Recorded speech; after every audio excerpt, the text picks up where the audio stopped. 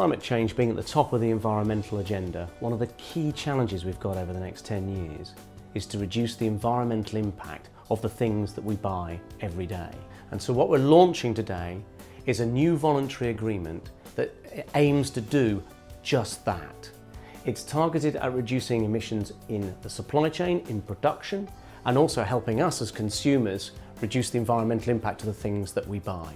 It's going to tackle three particular areas. First is packaging, and the aim is to actually reduce the carbon impact of packaging by 10% by 2012.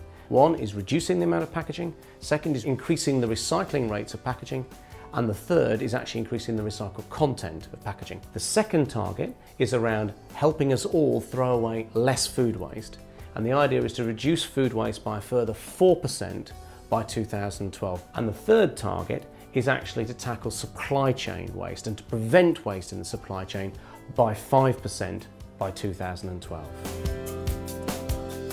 We're going to look at supply chain packaging and carton board, we're going to look at glass, and we're also going to look at metal and see what more can be done to optimise those packaging and actually increase recycled content where that makes sense.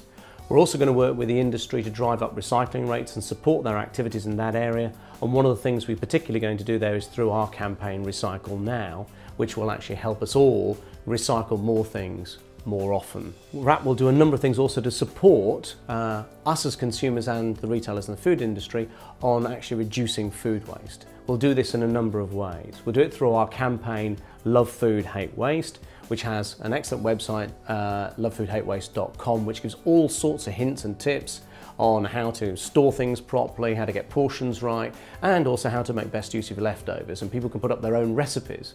The reason we think that Courtauld II has a good chance of working is because we're actually basing it on successful voluntary agreements that WRAP has already been managing. So for example, under Courtauld I, the industry stopped the growth of packaging, which had been growing steadily for a decade before the industry actually got together and worked together under Courtauld I. And since its inception in 2005, the total amount of packaging that's been saved is around 500,000 tonnes. One of the things that we've learned with our existing voluntary agreements is that what they do so well is mobilise an entire sector towards a common goal. And this really helps both the industry itself and their suppliers to sort of focus in a common direction. Now, to give you some examples of that, in Courtauld Commitment Phase 1, what we found is we've managed to reduce packaging by a total of 500,000 tonnes since it started in 2005.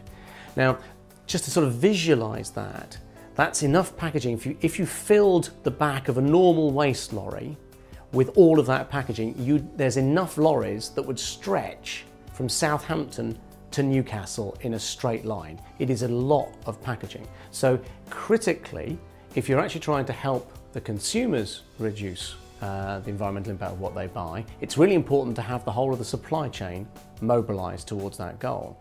If you want to actually help reduce waste in the supply chain, making sure the supply chain sort of works together against that common goal will really help.